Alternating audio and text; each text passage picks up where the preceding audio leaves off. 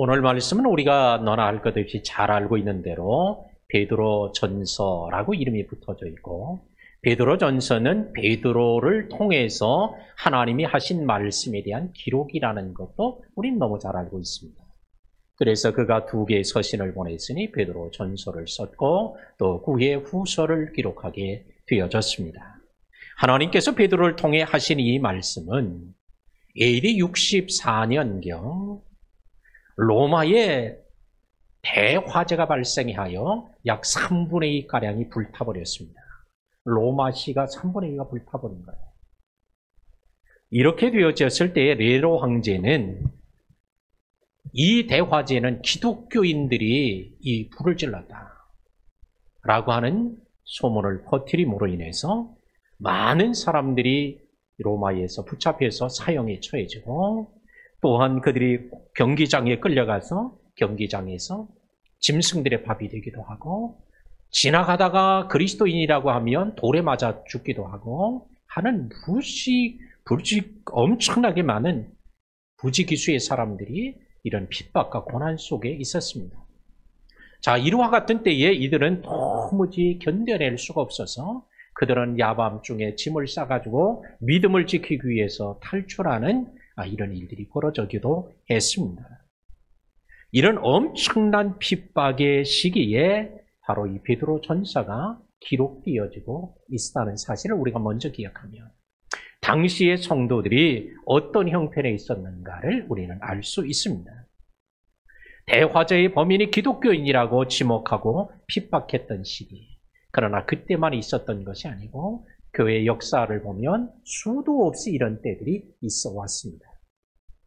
곧 희생양으로 삼아서 자신들의 실정이나 잘못을 오늘 그리스도인들에게 덮어씌우는 일들이 많았습니다.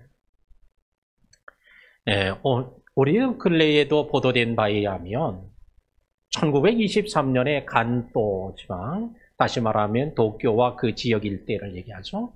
그때에 대지진이 발생했습니다. 그래서 도쿄의 약 60%, 요코하마 약 80%가량이 지진으로 무너지고 해일, 쓰나미 이런 것들로 의해서 초토화되어졌습니다. 그때에 조선인이 우물에다가 독을 탔다라는 소문을 퍼뜨림으로 인해서 하여튼 눈에 조선인이 띄기만 하면 돌로 때려 죽이는 거예요. 이래서 그때에 약 1만 명에 가까운 사람이 죽었다고 하는 기록이 있는 것을 통해 볼 때 엄청나게 큰 재앙이죠.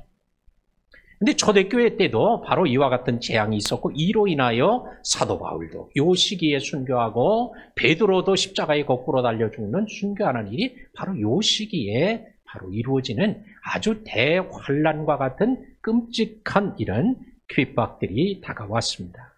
오늘 이와 같은 때에 사도 베드로를 통해서 주님께서 오늘 말씀해 주시는 내용을 우리 사랑의 달 3번째 주일에 서로 해야 할 것, 이런 제목으로 오늘 말씀을 나누게 되었습니다.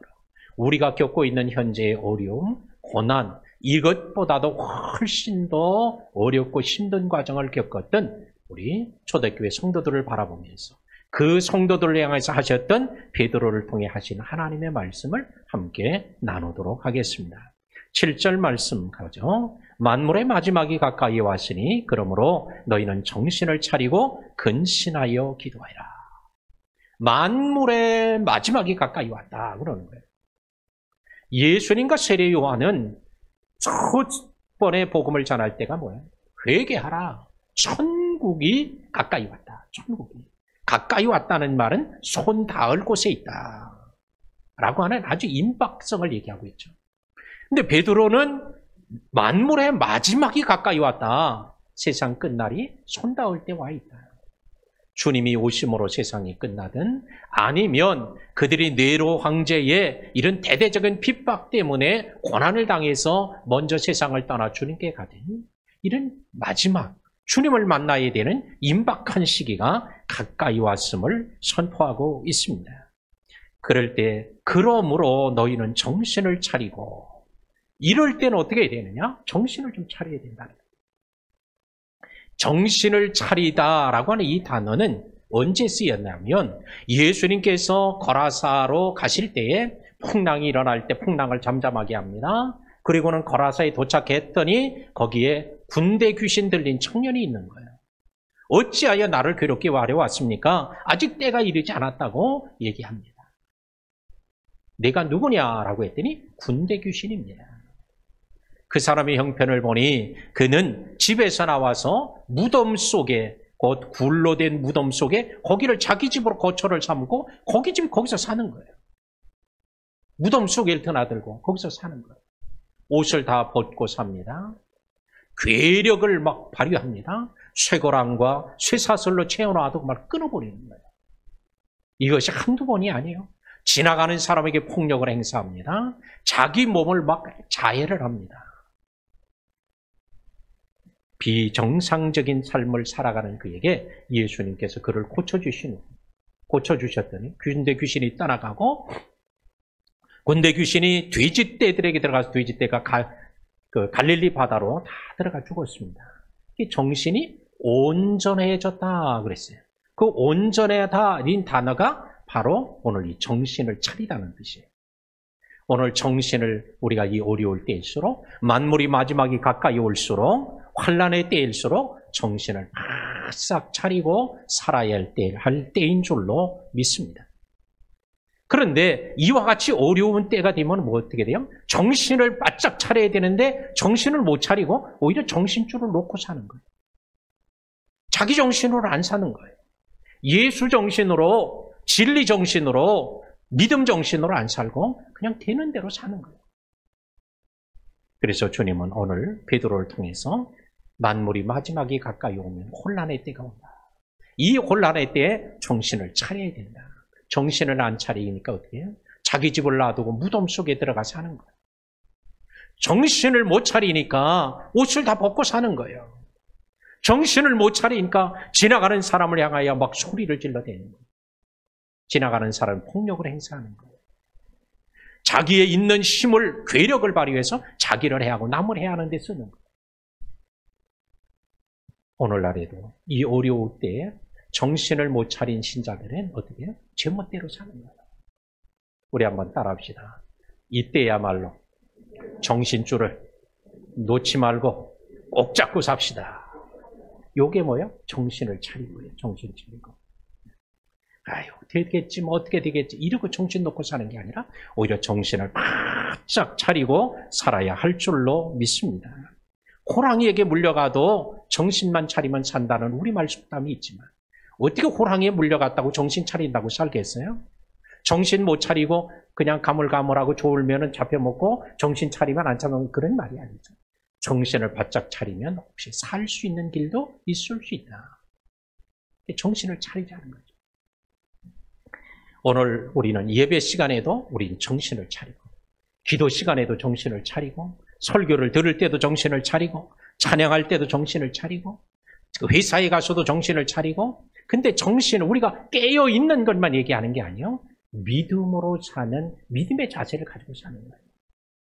교회에서도 예배 시간에도 어떤 때에도 다 정신을 차리고 믿음으로 사는 이런 자세를 가질 때 우리는 어려움을 이기고 승리하게 될 줄로 믿습니다. 그러면서 말하기, 근신하여 기도해라. 기도하라. 아니, 기도하는 거 다 알고 있어요.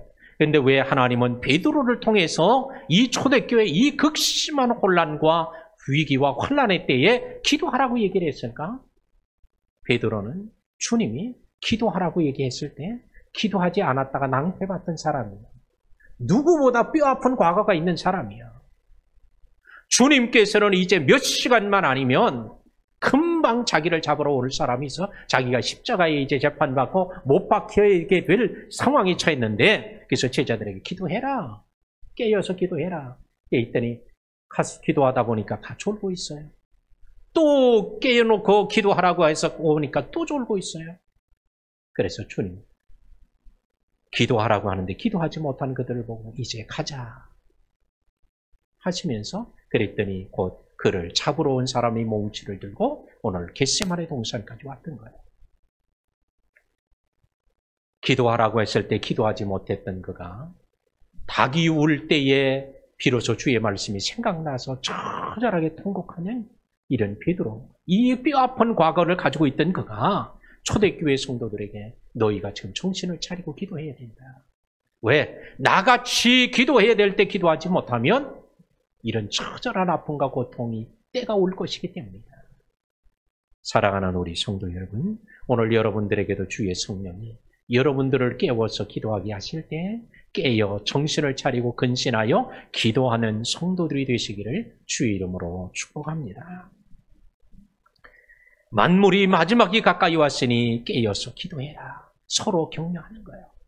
우리 지금 기도해야 될 때입니다. 지금 기도해야 될 때예요. 우리 기도합시다. 기도합시다. 이렇게 서로 격려하는, 이게 만물의 마지막 때 우리 서로 성도들이 해야 될 일인 줄로 믿습니다.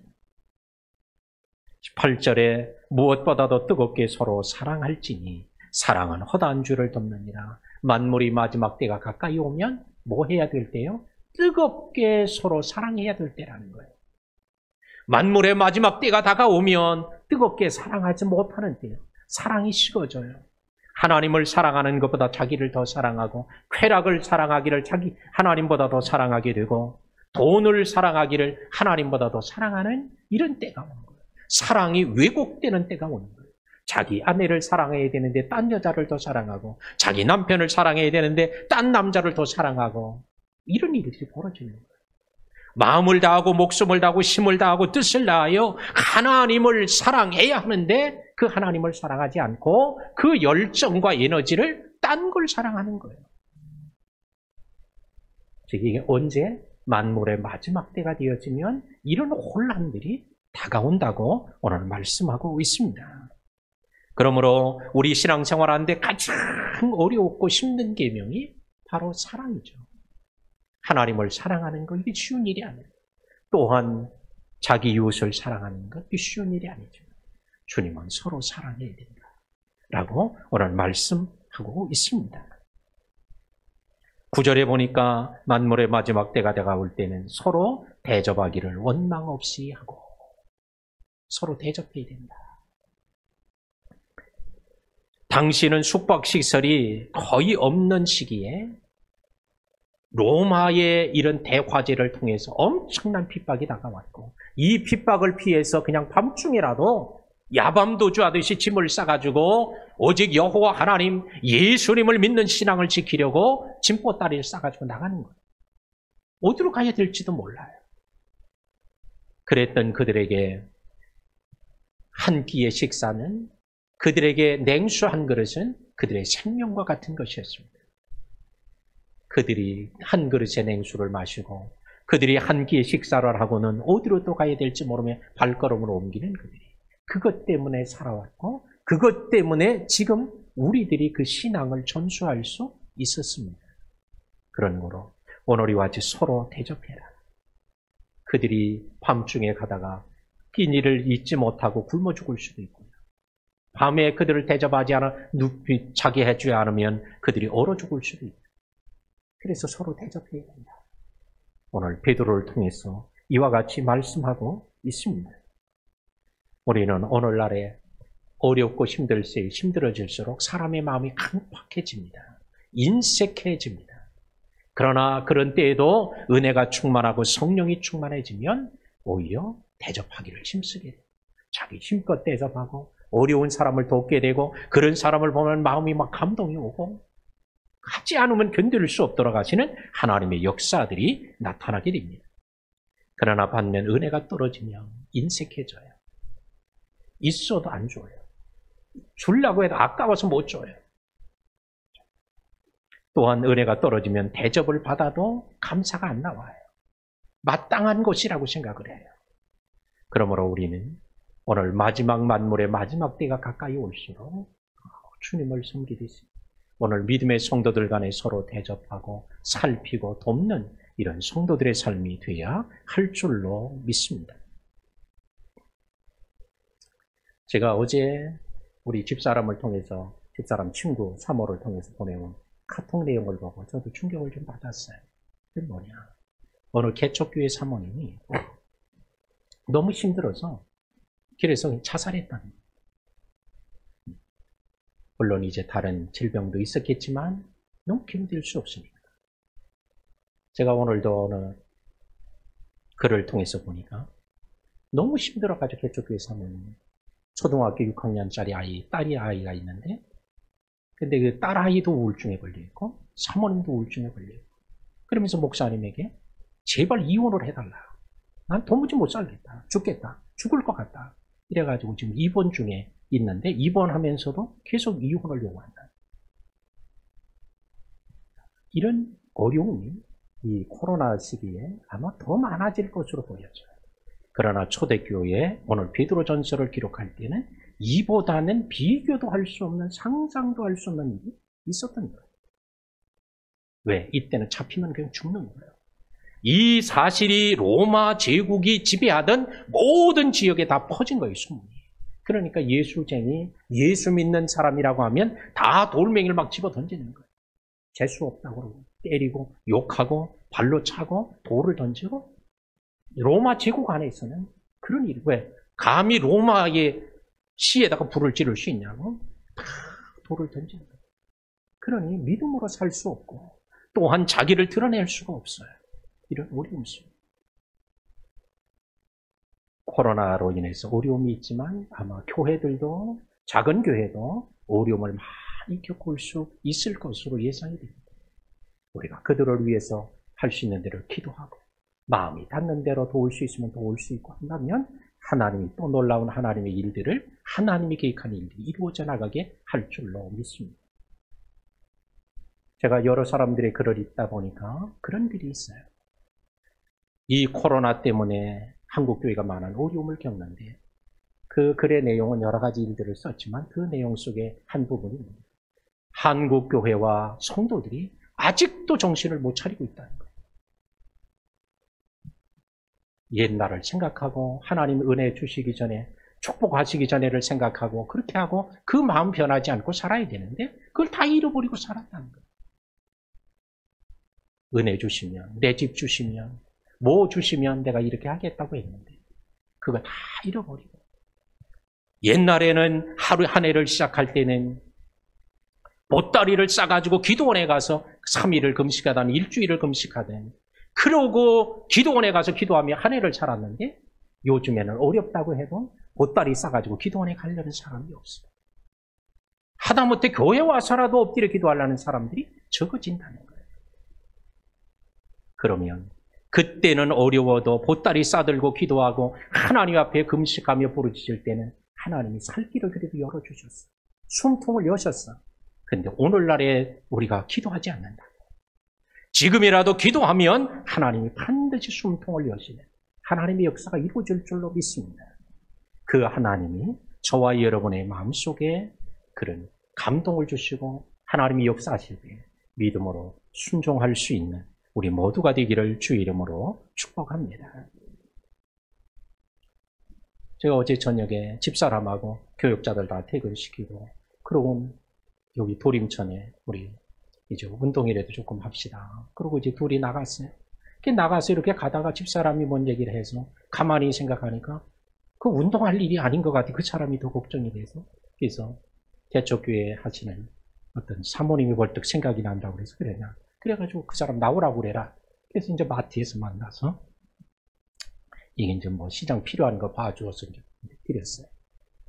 신림 사거리까지 갔다 와야 되거든, 내가. 그래서 가려고 가. 근데 신림 사거리까지 못 가겠는 거야. 그래서 숲곡에서 다시 돌아왔어요. 그분하고 만나고, 그래서 주님이 뭐 갔다 와도 되고 안 갔다 와도 되지만 마음속에 그 감동을 주시니까 하는 거예요.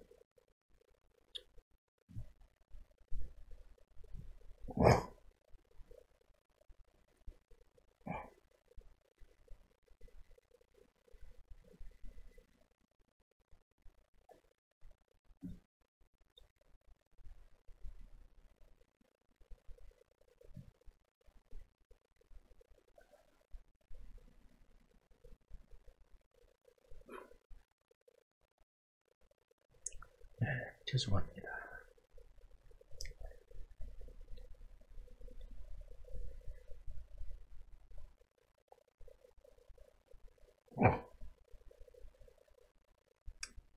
이런 만물이 마지막이 가까이 올수록 주의 성령과 진리를 따라 사는 우리 모두가 되기를 주의 이름으로 축복합니다. 10절 말씀 보겠습니다. 각각 그 은사를 받은 대로 하나님이 여러 가지 은혜를 맡은 선한 청지기 같이 서로 봉사하라. 마지막 때가 가까이 오면 서로 봉사하도록 권면하고 서로 해야 합니다. 어떻게 하라고요? 각각 은사를 받는 대로. 여기서 각각이라는 단어는 다른 쉬운 성경에는 이렇게도 번역한 데가 있어요. 누구든지 모두라는 뜻이에요. 그러니까 어떤 사람이든지 모두 다 자기 은사를 받은 대로. 그러니까 은사를 크게 받으면 크게, 적게 받으면 적게. 또 은사의 내용을 따라서 오늘 그렇게 봉사하도록 얘기하죠. 은사를 받은 대로 서로 봉사하라. 서로 마지막 때에는 봉사가 어려워지는 때예요. 서로 격려하고 서로 북돋아주고 하도록 하는 거예요. 주님이 말씀합니다. 내가 너희들의 주가 될 것, 선생이 되어서 너희 발을 씻었으니 너희도 서로를 발을 씻어주는 것이 옳으니라. 얘기를 하는 거예요. 오늘 서로 봉사하는 이런 삶. 이게 마지막 때에 우리가 꼭 해야 될 일입니다. 11절 마지막에 보니까 만일 누가 말하려면 그래요. 하나님의 말씀을 하는 것 같이 하라. 여기서 말하라면 이 말은 그냥 일반적으로 사람들까지만 나누는 대화를 얘기한다 하는 것이 보다는 여기서는 하는 것은 말하려면 이거는 설교하는 것, 또 간증하는 것, 복음을 전하는 것, 권면하는 것, 또 방언하는 것, 통역하는 것, 영불별해서 말해주는 것, 이런 것들을 말한다고 할 수 있어요. 자, 이런 것들을 알게 될 때는 어떻게 해요? 하나님의 말씀을 하는 것처럼 해라. 이것은 뭘 말해주냐? 우리의 언어를 통해서 섬기는 걸 보여주는 거예요. 언어의 섬김이에요. 우리는 언어로도 말로도 섬김을 잘 할 수 있고, 말로도 우리는 상처를 주거나, 말로 우리는 남을 아프게 하거나, 남을 욕하거나 비난하거나 할 수도 있습니다. 그런데 마지막 때가 될 때는 성도들이 서로 말로 섬기는, 말로 축복하는 이런 일을 하라는 거예요. 그 다음에 두 번째로 보면 누가 봉사하려면 그래요. 이런 행동을 통한 섬김이죠. 자, 신약 성경에 보면 섬기면은 구제, 긍휼, 신유, 능력 행함 이런 것들을 통해서 이렇게 섬기는 것들이 있죠. 그럴 땐 어떻게 하냐? 하나님이 주시는 힘으로 하는 것처럼 해라. 자기 힘으로 하는 게 아니라, 자기 능력으로 하는 게 아니라 하나님이 하시는 것처럼 그렇게 하라. 그리고 그 목적은 어떻게 해요? 하나님께 영광을 돌릴 수 있도록, 세세 무궁토록 그에게 영광이 되도록 그렇게 해라. 근데 이 이야기를 누가 얘기해요? 베드로가 얘기해 주었다는 거예요. 베드로가 전에는 어떤 사람입니까? 누가 크냐라고 할 때 가장 앞장섰던 사람 아니에요? 감히 내가 수지자인데 누가 나보다 더 크다고 그러냐? 감히 누가 나를 제쳐두고 주님의 우편과 좌편에 앉게 해달라고 그래?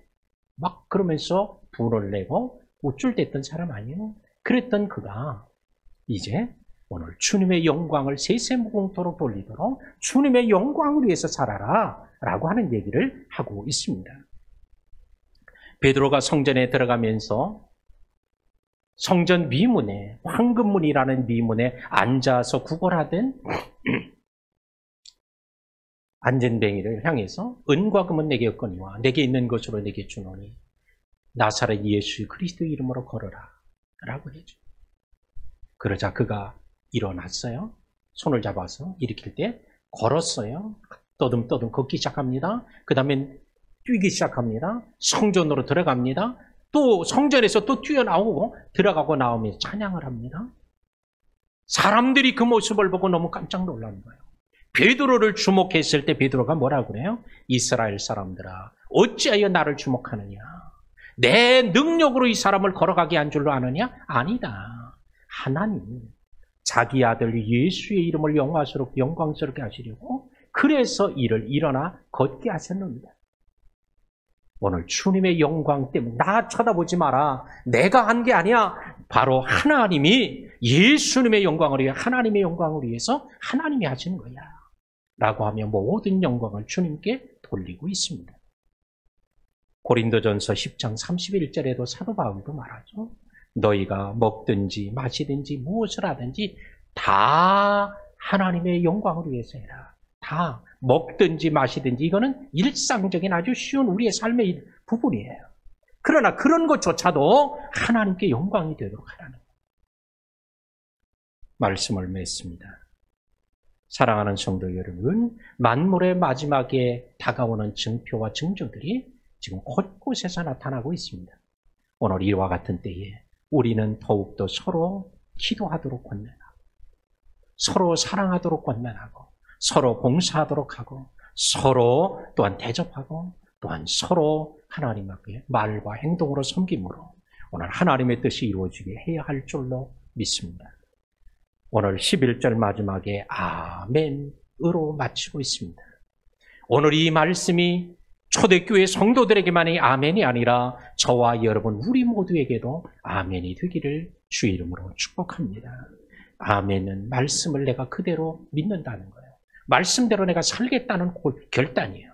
이런 믿음과 결단의 고백이 오늘 저와 여러분에게 있어져서 이 어려운 시기가 오히려 축복의 기회가 되는 그런 놀라운 복이 있기를 주의 이름으로 축원합니다.